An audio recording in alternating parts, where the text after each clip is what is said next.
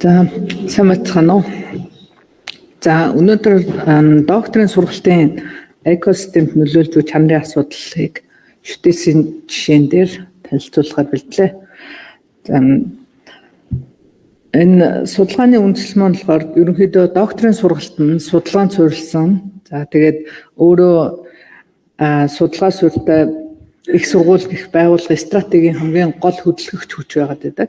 За тэгэхээр бидний докторийн сургалтыг зөвхөн багш шавын харилцаа бус сургалтын орчин дэд бүтэц удирдлагын олон хүчин зүйлсээс хамааралтай цогц экосистем гэж үзэх хандлага ер нь олон улсад давмгаалаад байгаа юм.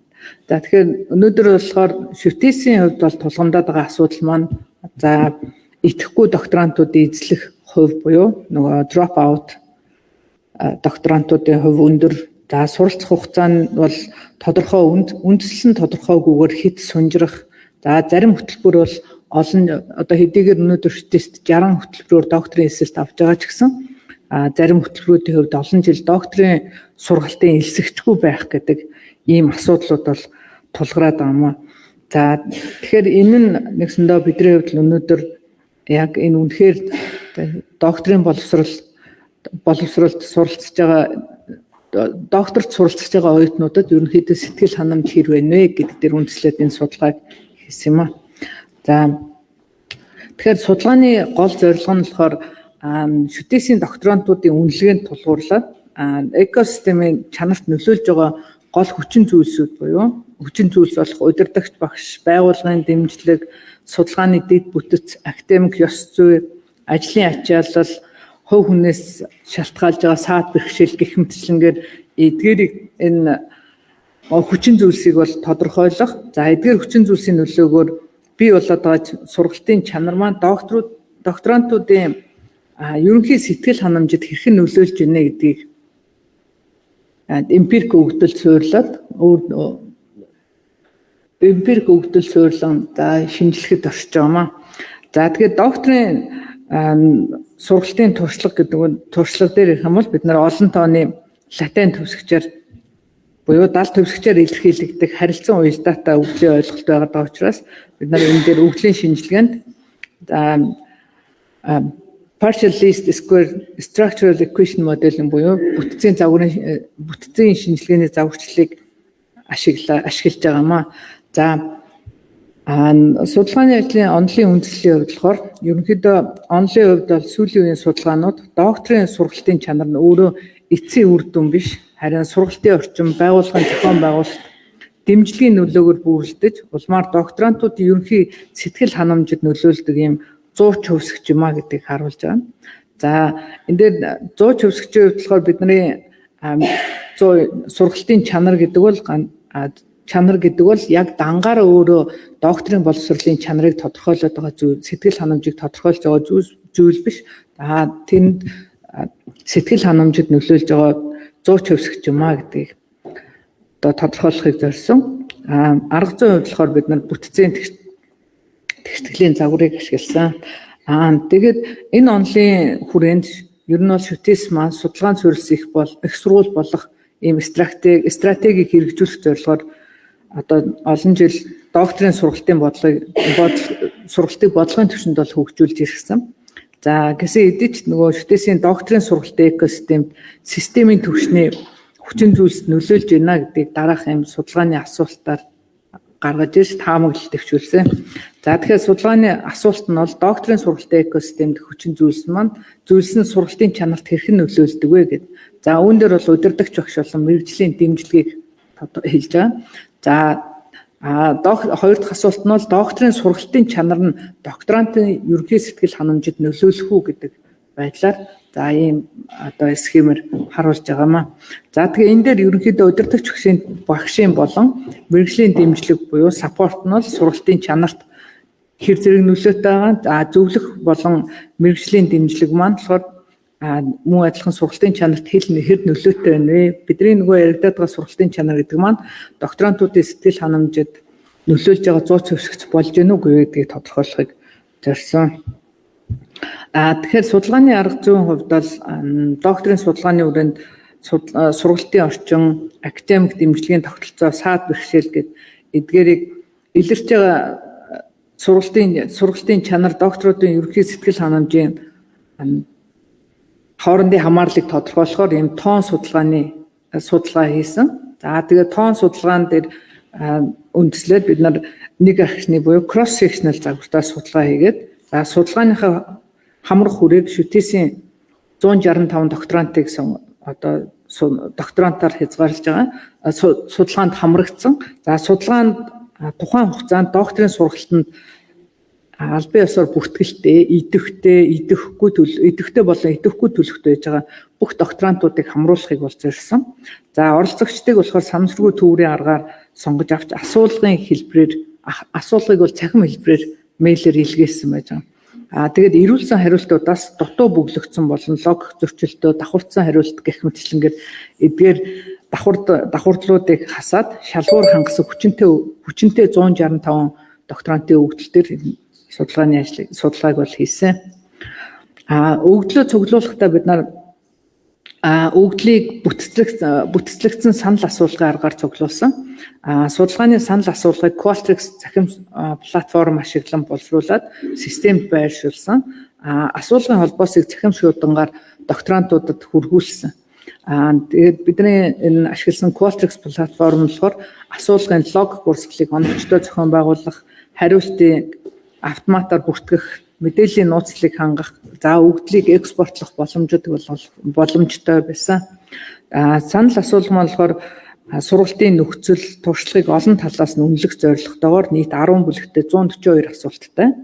За тэгээд хэмжилтийн хувьд бол Likert-ийн 5 шатлалт үнэлгээ буюу одоо багаас их рүү гэсэн үнэлгээнүүдийг ашигласан. За ингээд энэ үндсэн 10 бүлэг асуултын дотор болохоор ерөнхий мэдээлэл, ерөнхий сэтгэл ханамж, судалгаа болон мэргэжлийн хөгжилд үзүүлж байгаа дэмжлэг, удирдлага ба зөвлөх тогтолцоо, санхүүгийн нөхцөл байдал, судалгааны орчин, дэг бүтэц гэх мэтчлэнгээр энэ 10 бүлэг санал асуулга авсан. Судалгааны өгдлийг боловсруулахын тулд бид нар дараах ийм шатлсан шинжилгээг хийсэн. За анхны шатны шинжилгээгээр бол бид нар статистик үзүүлэлтүүдийг хувьсагчийн давтамж, эзлэх хувь, дундаж утга болон стандарт хазаалт зэрэг статистик үзүүлэлтүүдийг тооцсон. За тэгээд энэ статистик үзүүлэлтүүдийг тооцсноор хэмжилтийн загварын үнэлгээний дотоод найдвартай байдлыг шалгах Cronbach Alpha, за нийлмэл найдвартай байдал, за гаргаж авсан дундаж вариац, за эдгээр шалгууруудыг бид нар ашиглаад, за бүтцийн загварын шинжилгээ нь замын коэффициент, за P утга буюу, за ингээд шууд бус нөлөөллийн шинжилгээ зэрэг үзүүлэлтэд үндэслээд үр дүнгээ нэгтгэсэн. Тэгээд энэ шинжилгээг гүйцэтгэхэд бид нар програмчлалын R хэл ашиглаж параметруудыг статистик ач холбогдлыг шалгахдаа за bootstrap-ийн арга ашиглаад 5000 давталттайгаар энэ дахин төвөрлөх аргыг хэрэгэлсэн. За хэмжилтийн загварын үнэлгээний хувьд болохоор судалгаанд ашигласан хэмжигдэхүүнүүдийн найдвартай байдал болон хүчин төгөлдөр байдлыг дотоод найдвартай байдал буюу за internal consistent reliability-г гаргаж авсан нөгөө дундаж вариацт зэрэг үзүүлэлтээр үнэлсэн. За энд үнэлсэн үзүүлэлт хүснэгтээс харахад бүх 70 хувьсгчид бол Cronbach-ын Alpha болон нийлмэл найдвартай байдлын утгууд маань зөвшөөрөгдөх доод хязгаар буюу энэ дээр харагдаж байгаа 0.814-өөс дээш буюу 0.7-оос дээш гарсан нь тухайн асуултууд маань бүтцийг найдвартай хэмжиж байгааг баталж байгаамаа. За мөн бүх бүтцийн нөгөө гаргаж авсан дундаж вариац маань 1.5-аас дээш гараад байгаа нь бидний нөгөө яригадаад байгаа нийлмэл хүчин төгөлдөр байдлын шалгуурыг бүрэн хангасныг бол илтгэж байгаа. За Fornell Lakers-ийн шалгуурт болохоор харьцааны шаардлага хангагдсан судалгаанд ашиглагдсан хувьсгчийн концепцийн хувьд болохоор хоорондоо давхцаагүй, бие даасан, ялгаатай ойлголтуудыг дэмжиж байна гэдэг давхар нотолж харуулж байгаа. За бүтцийн загвар таамаглалын шалгалтын дээр бид нар хэмжилтийн загвар батлагдсны дараа судалгааны таамаглалуудыг шалгах зорилгоор бүтцийн загварыг PLSM сэм аргаар үнэлээд статистик ач холбогдлыг P-volley болон T-volley гээд 5000 давталтай bootstrap-ийн аргаар шалгасан. За ингээд бүтцийн загварын үндсэн тэгшгэлийг энэ дараах байдлаар докторийн илэрхийлж байгаа. Докторийн сургалтын чанар маань болохоор бидний нөгөө яригадаад за бета нэг инф гэдэг нь инфраструктур, за тэгээ нөгөө барьерууд, за дэд бүтц, за дэмжлэг, за удирдгчийн байгууллагын дэмжлэг, за удирдгчийн зөвлөгөө, цаг суралцж байгаа цаг одоо судалгаанд зарцуулж байгаа цаг гэсэн зүйлүүдээр одоо бид нар докторийн сургалтын чанарыг илэрхийлсэн. За эндээс ерөнхий сэтгэл ханамж маань болохоор бидний нөгөө яригадаад докторийн сургалтын чанарт хэр нөлөөлж байна гэдгээр одоо тодорхойлсон. Энэ загварын таамаглалын шалгалт маань болохоор бидний докторийн сургалтын чанарт нөлөөлж байгаа энэ хүснэгт хоёроос харахаар бидний өмнө нь дэвшүүлсэн таамаглалт 1 маань удирдагч багш болон удирдлагын дэмжлэг маань сургалтын чанарт одоо өндөр ач холбогдолтой эерэг нөлөө үзүүлж байгаа нь болохоор бидний бета нь 298, P-н 98-тай тэнцүү, P нь болохоор P утга нь 1000-ээс бага байгаа нь байна гэдэг маань нэгсэндээ бидний энэ хамгийн ихний таамаг бол дэмжлэг удирдагч багшийн дэмжлэг бол чухал нөлөөтэй байна гэдэг харуулж дэмжсэн. За нөгөө H2 буюу таамаг 2 дээр зөвлөх болон мэрэгжлийн дэмжлэг маань хүчтэй эерэг нөлөөтэй байж одоо батлагдж байгаа энэ тон утгуудаар харахад. За бусад төвчгтээ болохоор академик ёс зүй болон цагийн ачаал, за тухайн төвөрт статистик яг энэ тохиолдолд бидний авсан энэ санал асуулгын хувьд бол харьцангуй статистикийн хувьд ач холбогдол багтаа гарч ирсэн. Гэхдээ энэ маань болохоор бидний ерөнхийдөө энэ судалгааны дэд бүтц болон санхүүгийн бэрхшээл гэдэг бол хангалттай хэлбэлзэл үзүүлээгүй гэж үзэж байгаа учраас бид нар сүүлийн загвараасаа бол хассан. За ерөнхий сэтгэл ханамжид бол бидний нөгөө нэрлээд байгаа H3 таамаглал болох докторийн сургалтын чанар нь докторантуудын сэтгэл ханамжид хүчтэй эерэг нөлөөтэй байж дэмжигдэж байна. Судалгааны үр дүнд болохоор докторийн сургалтын чанарт H1 таамаглал удирдагч багшийн болон байгууллагын дэмжлэгэнд нөлөөтэй байж байгаа. За тэгээ ерөнхий сэтгэл ханамжид муу адилхан хүчтэй эерэг нөлөөтэй байна гэдэг нь харагдаж байгаа. За загварын тайлбарлах чадвар гэдэг бидний загварыг тайлбарлах чадвар R-score гэдэг болохоор за сэтгэл ханамжийн хувьд болохоор 44%, сургалтын чанар маань 56%-тай буюу энэ дээр бидний докторийн сургалтын чанарын dispersion variance болон ерөнхий сэтгэл ханамжийн dispersion-ийг график дээр харуулж байна. Судалгааны үндсэн дүгнэлтээр бидний яригадаад байгаа дэмжлэг, удирдах, зөвлөх гэдэг бол сургалтын чанарт хамгийн чухал нөлөөтэй байна гэдэг нь одоо эндээс харагдаж байгаа. За докторийн сургалтын чанар гэдэг бол зөвхөн эцсийн үр дүн биш, харин дэмжлэг болон сэтгэл ханамжийг холбогч гол зууч хувьсагч юм а гэж хувьсагч болохыг зорьсон эцсийн нөгөө зорилго маань энэ дээр батлагдж байгаа.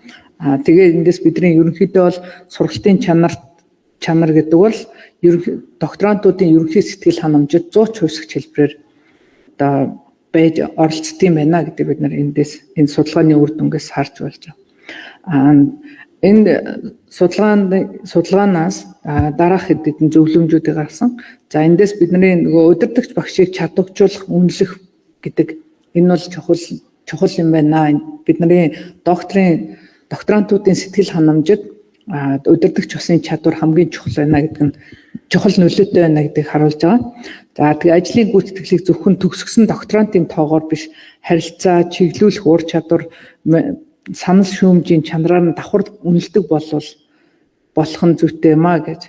Мөн зөвлөх тогтолцоог өргөжүүлэх. За хэдийгээр бодно одоо их сургуулиудад зөвлөх багийн тогтолцоо байдаг хэдий ч гэсэн за ихэнх тохиолдолд ганц удирдагчаас хамаарсан байгаад байдаг. Тэгэхээр энэ удирдагчаас хамаарах хамаарлыг бууруулж хамтарсан зөвлөх баг болон чиглүүлэх ур чадвар зэрэг цогц тогтолцоог нэвтрүүлэх. За уян хатан бодлого хэрэгжүүлэх.